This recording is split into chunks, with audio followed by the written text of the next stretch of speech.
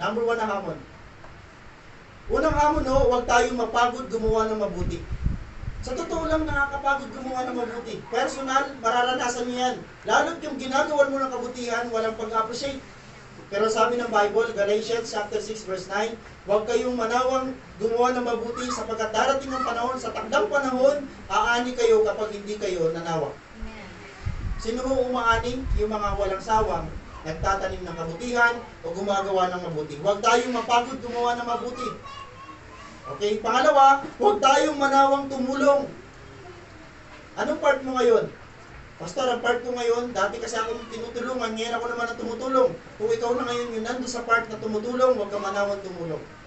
Mas blessed ka pa rin dahil ikaw yung tumutulong kaysa ikaw ang tinutulungan. Okay? Huwag tayong titigil sa pagtayo sa katotohanan. Yan ang inaasahan sa ating bilang mga Kristiyano. Huwag mo hayaan, huwag ka titigil sa pagtayo sa katotohanan. Amen. Huwag na huwag.